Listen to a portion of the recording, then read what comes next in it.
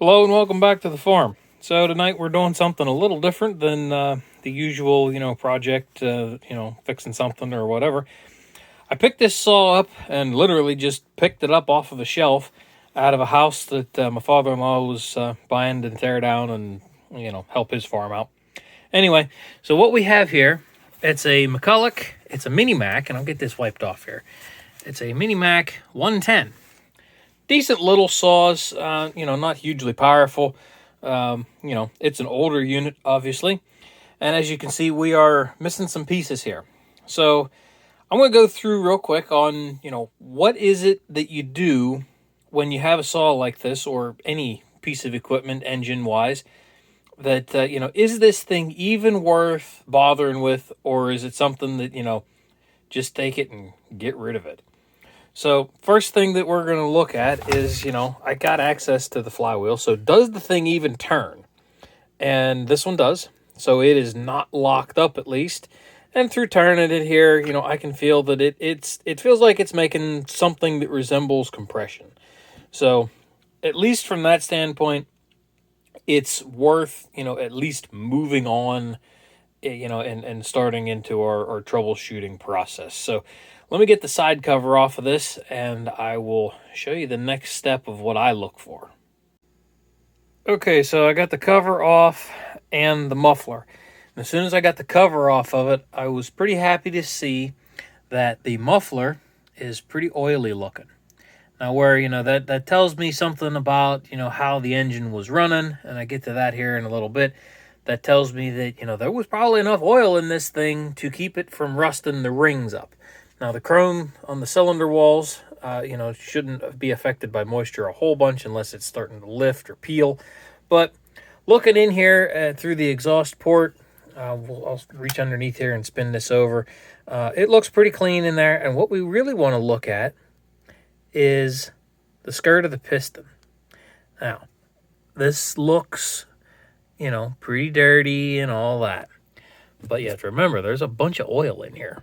So just gently, you can see I'm making lines in that. That's liquid right there. So this is a good sign. This is something that, we want to see. So that tells me that, hey, we're at least to a point where, let's dig further now.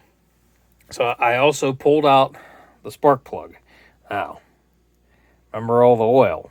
That definitely was running very oil rich.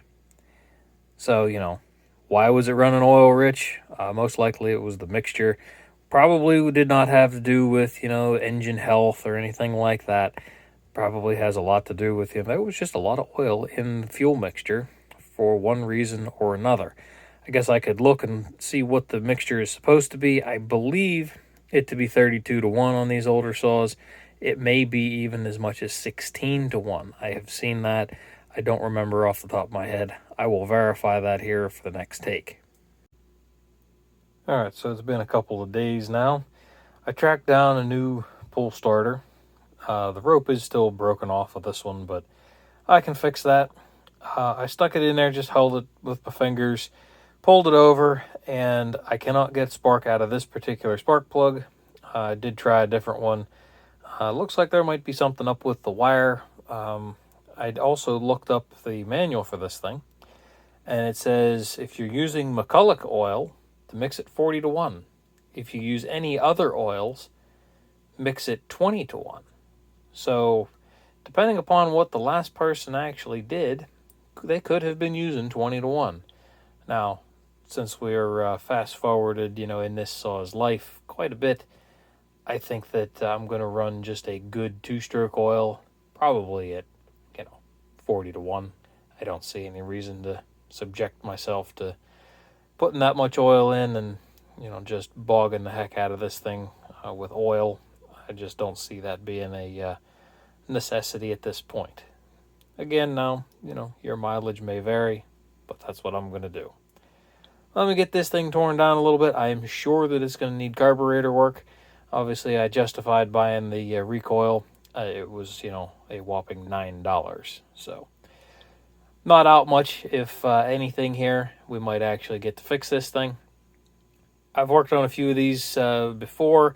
I don't remember if the Mini Macs have points or not. I know that I worked on a Mac 700 and a CP70 more recently, and the CP70 had points in it, and that's the only thing that was wrong with the ignition, was that the points were a little bit corroded from sitting. Clean that up. We might have the same luck here.